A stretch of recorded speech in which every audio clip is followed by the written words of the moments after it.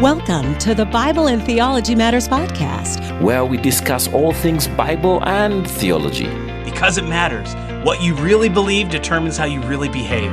Now, here is your host, Associate Professor of Bible Exposition at Dallas Theological Seminary and Professor of Bible and Theology for the National Theological College and Graduate School, Dr. Paul Weaver. Good morning, good afternoon, good evening, whatever time it is when you are listening or watching this podcast. I'm your host, Paul Weaver. On this podcast, it is my pleasure to lead discussions on all things Bible and theology. And I'm thrilled to have as my guest on today's episode, Dr. Alister McGrath. Dr. McGrath has an earned doctorate in molecular biophysics and 2 additional earned doctorates from Oxford in theology and intellectual history. He began his teaching career at Oxford in 1983.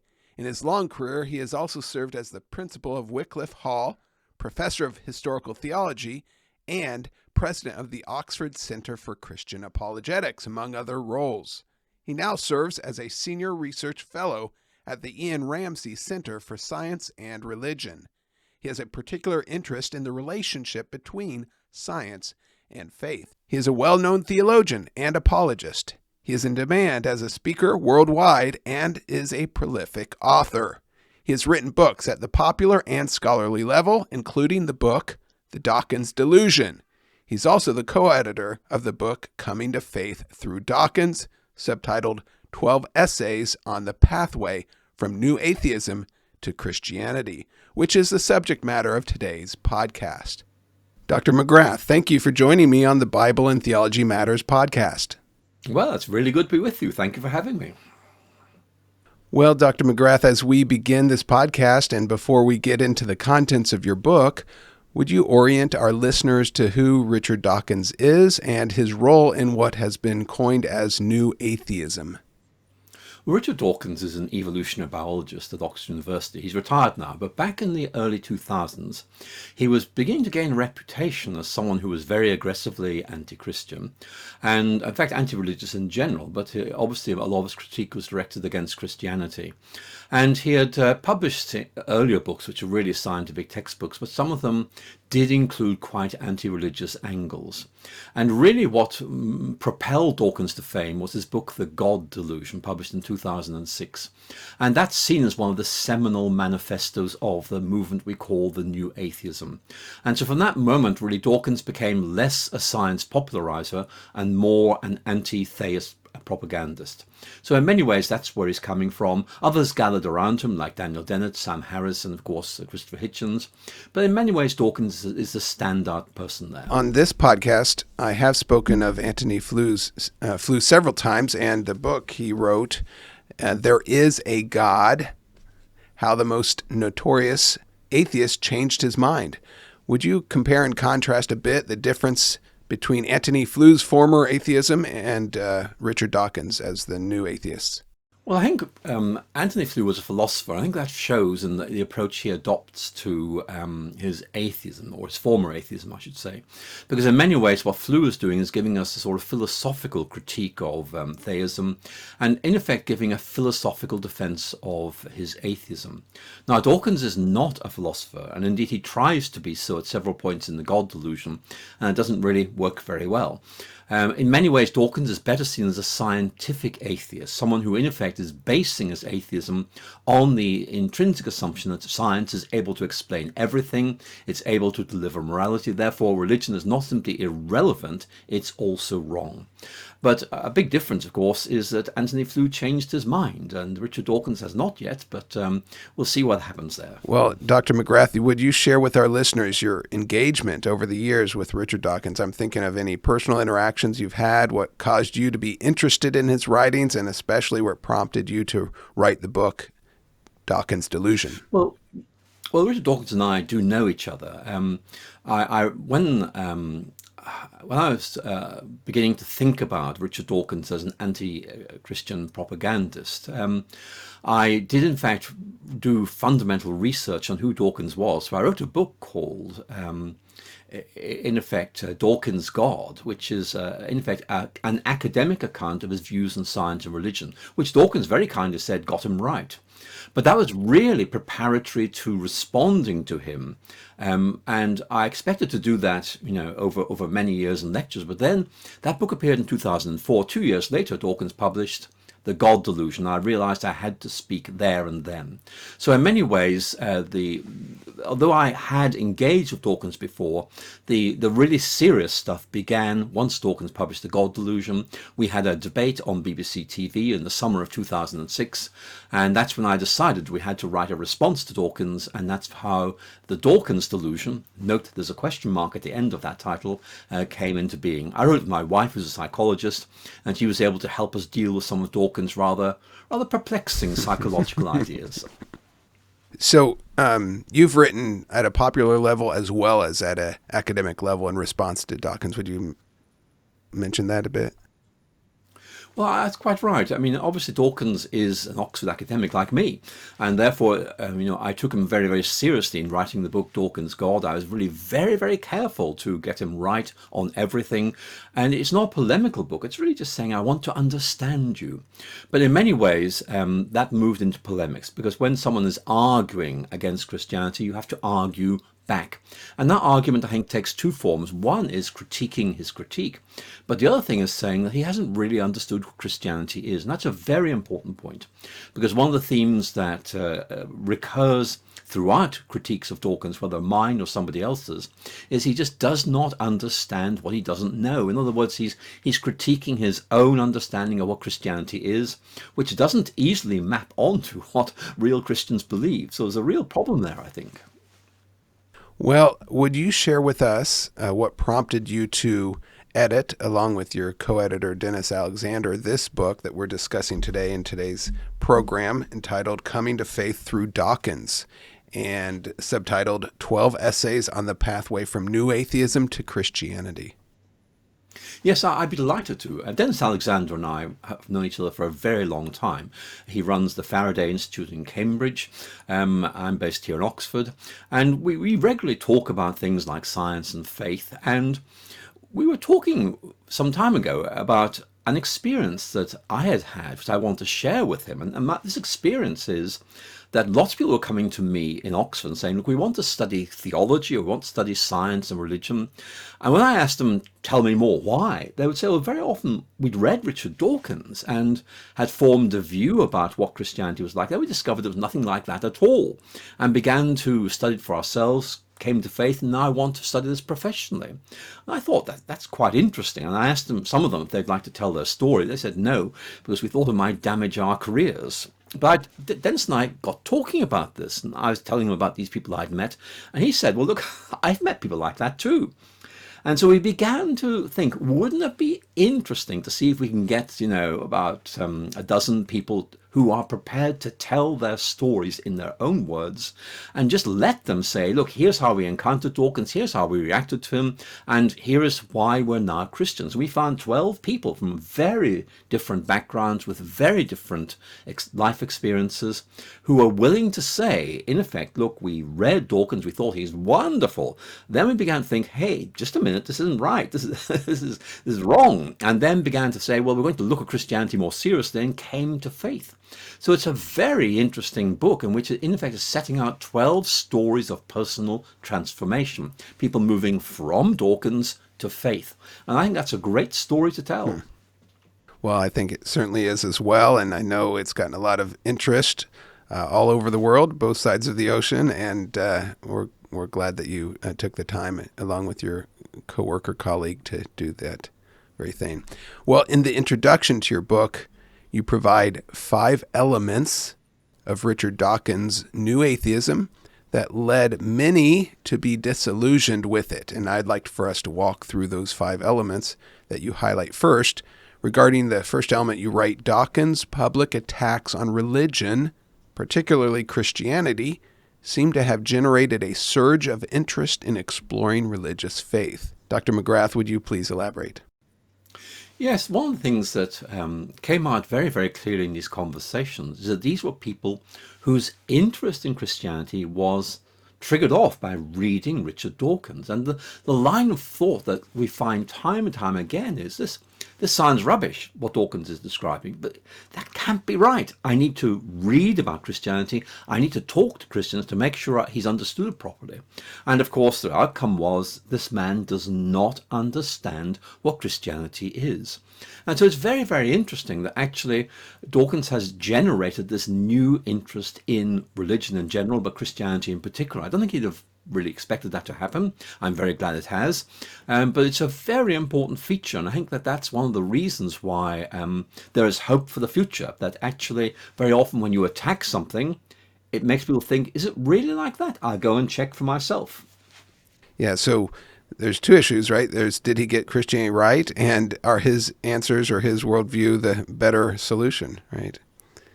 Well, that's right. And again, on both fronts, I think Dawkins really has quite a difficult time. Well, the second element you discuss in your introduction to this book is that many leading atheist philosophers were, now I'm quoting, alarmed at the damage they thought his shrill and superficial engagement with life's deepest questions was doing to the intellectual reputation of atheism. Would you comment? Well, that's right. Let me give you an example. The British philosopher John Gray, who's an atheist, begins his book, 7 Types of Atheism, with the new atheism, focusing particularly on Richard Dawkins, and in effect castigates it as being lightweight, absent, there's no understanding of what religion is. It's more kind of entertainment than serious academic argument. And his basic argument is, look, this is just an embarrassment. Atheists will be horrified by this. I wish these guys would shut up. So I think there's a real issue there, that there are many who are atheists. Well, in effect, if you ask them if they're an atheist, they'll say, well, yes, I'm an atheist, but not like Richard Dawkins. So we are seeing, I think, a bit of a kickback here against Richard Dawkins' very aggressive and superficial atheism. And it's a very emotional response, isn't it? Would you comment a little bit about the difference between the problem of evil and the intellectual problem of evil and the emotional problem of evil? Well, I think that there's a real difference here because, if you take a purely logical approach to something, that's very cold, it's very rational. But of course, for a lot of people, evil is something that really hits your heart, not just your mind. You feel angry about this. I think sometimes Dawkins has become angry about things. And when you get angry, sometimes you overstate, you overpromise, you misunderstand, you misrepresent.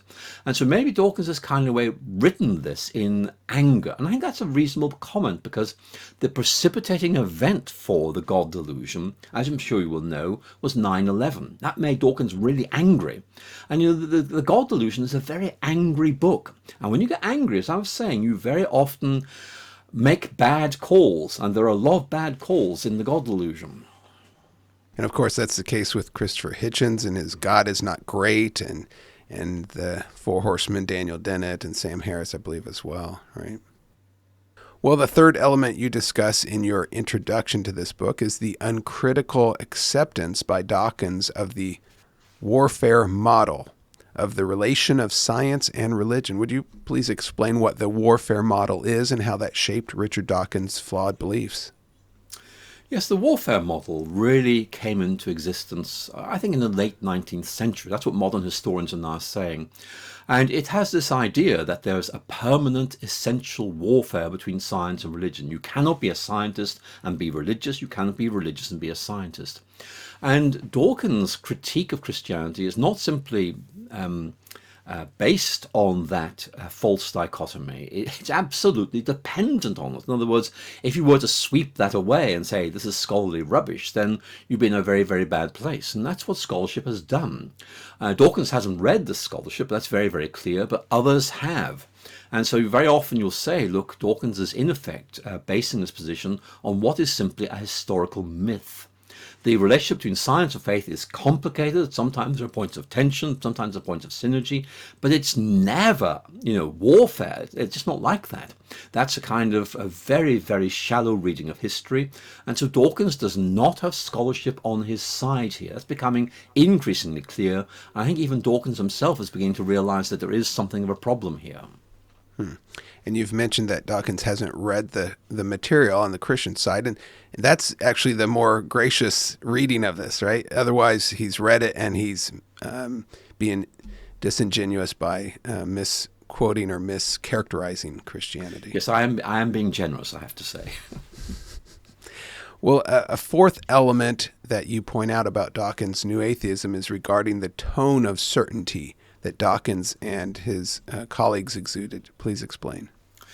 One of the themes that strikes the casual reader of the God Delusion is Dawkins is absolutely sure he's right. He knows he's right, and therefore anybody who takes a different view is by definition wrong, and also rather naive and stupid to argue against Dawkins. So there is this tone of certainty, which is actually quite irritating, but there's also this idea of what I would say is almost looking down on people who take different positions. Dawkins is right.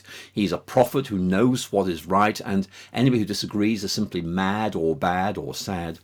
And that irritates readers enormously. And indeed, in this book that I've edited, which we're talking about today, that is a very common theme. They were alienated by this extremely arrogant and dismissive attitude. So it has backfired in a very big way. And that certainly is true for our 12 contributors, but actually new atheists themselves would now say that the reason the movement has fallen to bits, and it has, by the way, is partly because of the arrogance of its leaders, particularly Richard Dawkins and Christopher Hitchens. They need to learn communication skills, and that I think they have not managed to do at all.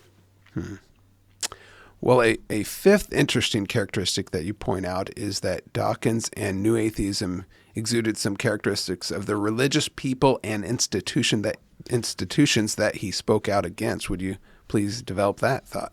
Well, this is a very interesting point, and although I'm very happy to make this point is made by a lot of former New Atheists who left the movement because they were alarmed at the direction it was taking. What I mean is this.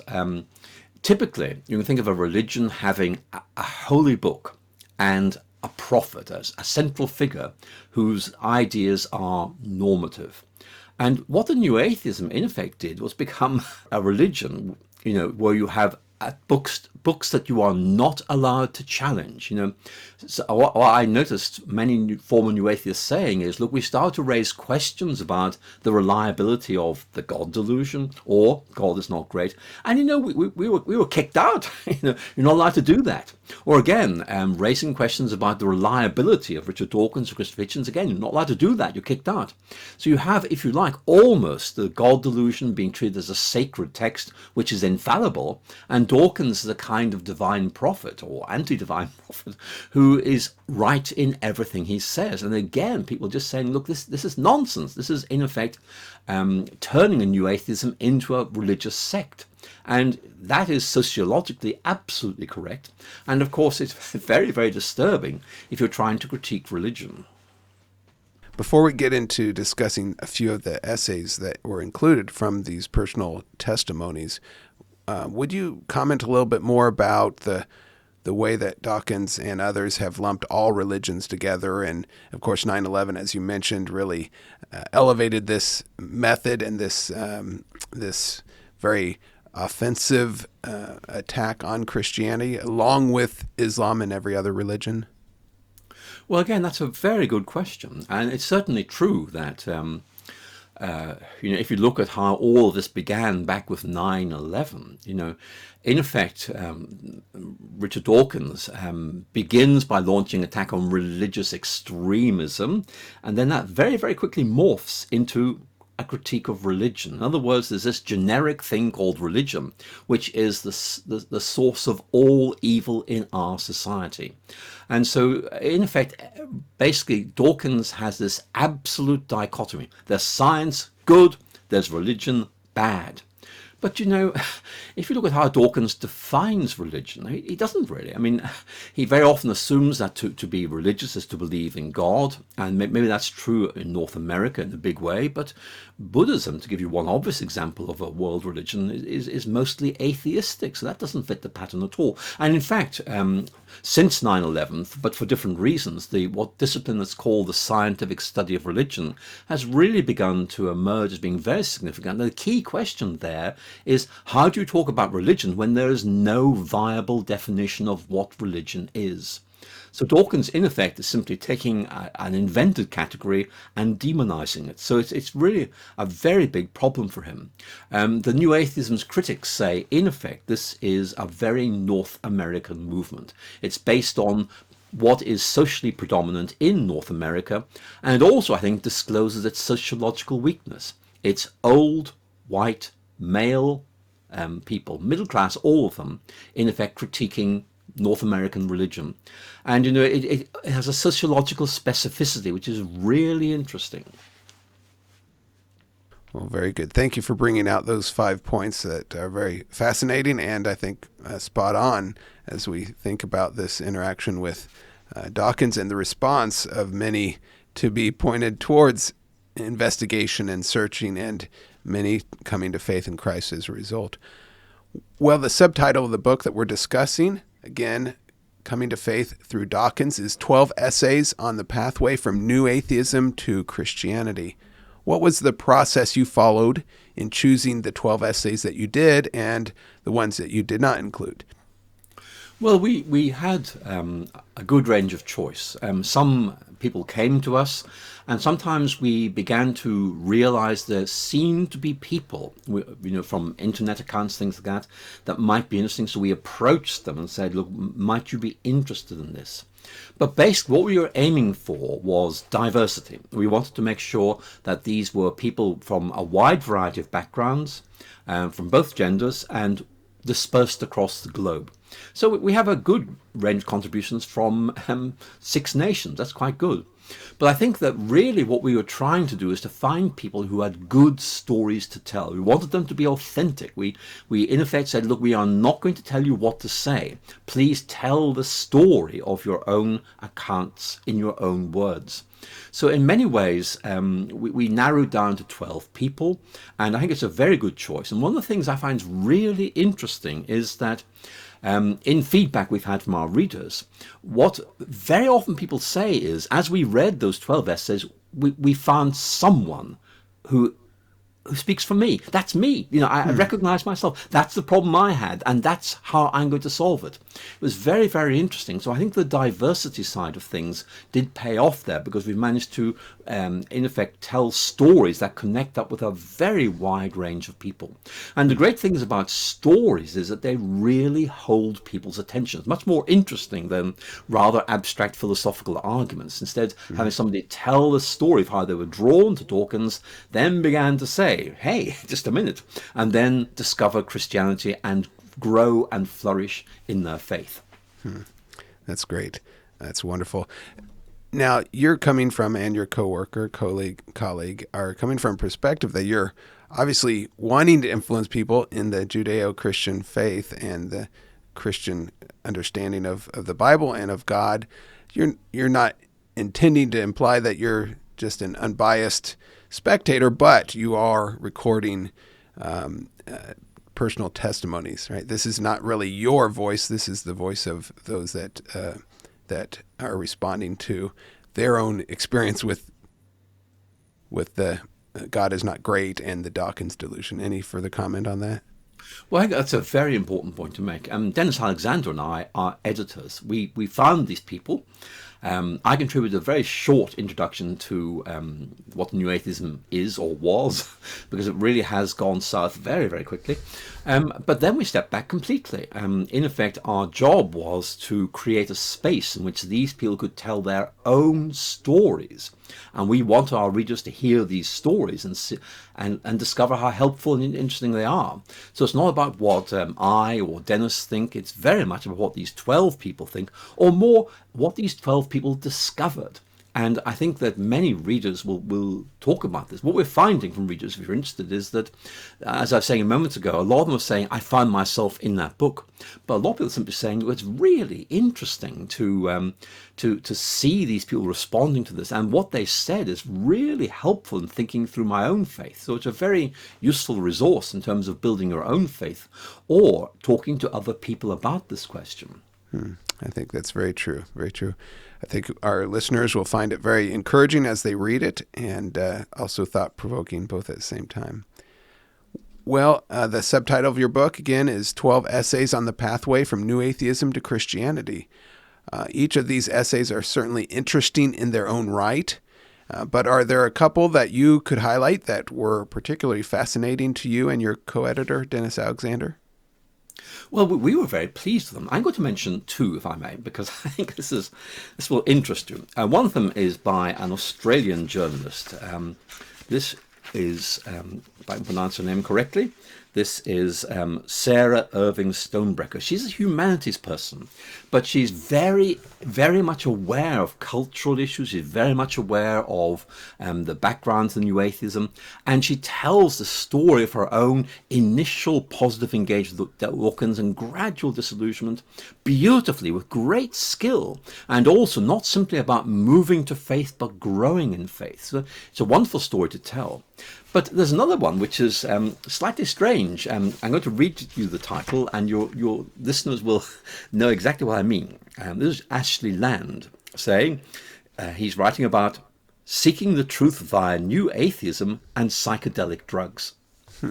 Now, this is a very typical, New Age type person into all these things, who begins saying, hey, Dawkins is really good. And then, again, the same process of disappointment, disillusionment, reconsideration, and then discovering that Jesus is rather better than psychedelic drugs. So, we have a very wide range of authors here, and they are really bringing up some wonderful things. The common theme is Christianity makes an awful lot of sense, and the figure of Christ is so compelling that really we want to be drawn into who he is and what he represents. So there's a lot of good stuff here to read and reflect on. Wonderful. Well, as we wrap up our podcast and our discussion here, are there any additional thoughts or challenges that you would like to leave our listeners with? Well, let me mention two things. One is, I'm sure there'll be some preachers listening to this podcast. One of the things that is very, very clear from this collection of 12 essays or testimonies is how powerful stories are, because these are people telling their stories of how they initially thought this and then changing their minds and now believe and rejoice in this. It's just bringing home, I think, how powerful stories and personal testimonies are in thinking about faith. And I think we all need to think about how in our preaching we make the maximal use of stories. Secondly, a slightly more negative point. One of the things that I noticed when the New Atheism initially appeared is that Christians weren't adequately prepared to deal with it. And I think that one of the things this book does is to, in effect, counter that. It's, in effect, very, very helpful for people who are having these conversations with friends who've been influenced by or read about the New Atheism, because it gives you very powerful answers, not simply intellectual answers, but, hey, I read about this guy who began by loving Dawkins and then moving to Christianity, and the reason he did was this. And of course, this book is an arsenal of very powerful arguments that really could be used. So it's very useful, I think, as a kind of resource figure for apologetics, because it gives you lots of ideas to use in thinking or speaking about faith. Wonderful. Well, Dr. McGrath, thank you so much for taking so much time out of your busy schedule to be engaged in this conversation. Really thankful for this book that you and your colleague, Dennis Alexander, put in time to put this together. Coming to Faith Through Dawkins, subtitled 12 Essays on the Pathway from New Atheism to Christianity. Encourage our listeners to grab a copy of your own online wherever books are being sold. Thank you very much for having me. I've enjoyed our conversation very, very much. Well, Dr. McGrath, thank you for taking a substantial amount of time out of your very busy schedule to share with our listeners about your recently released book, Coming to Faith Through Dawkins, subtitled 12 Essays on the Pathway from New Atheism to Christianity. And thank you to Kriegel Publishing for providing me with a free copy in preparation for the recording of this episode. To our listeners, I think you will find this book of great interest and encouragement, so you need to make sure that you jump online and acquire your own copy. It's available wherever you buy your books, including at Kriegel.com. That's KREGEL.com. That reminds me that I have a publishing deadline for a book contract that I have with Kriegel called Faith Affirming Findings, subtitled 50 Most Important Discoveries from the Field of Biblical Archaeology. It will be another year before it's probably released, but keep your eyes out for it. Our time's up for Bible and Theology Matters podcast. And if you're a regular listener to this podcast, you know that I'm a big fan of the National Theological College and Graduate School. NTCGS is a strategically placed college and graduate school with 3 campuses in the Middle East and 1 in East Africa. I'm a volunteer professor of Bible and theology for them and a board member. We're training Egyptians, Jordanians, Syrians, Lebanese, and East Africans in the Scriptures. If you'd like to join me in partnering with NTCGS through your prayers or your giving, please go to ntcgs.org. That's ntcgs.org. Thank you so much for your consideration. Well, I hope you'll join us again next week for another great podcast, but until next time, never forget, Bible and theology matters, because what you really believe determines how you really behave. Bible and Theology Matters podcast is a listener-supported podcast devoted to helping Christians grow in their knowledge of the Word of God and in their relationship to the God of the Word. To learn how you can partner with the Bible and Theology Matters podcast, visit us at BibleandTheologyMatters.com. That's Bible, A-N-D, TheologyMatters.com.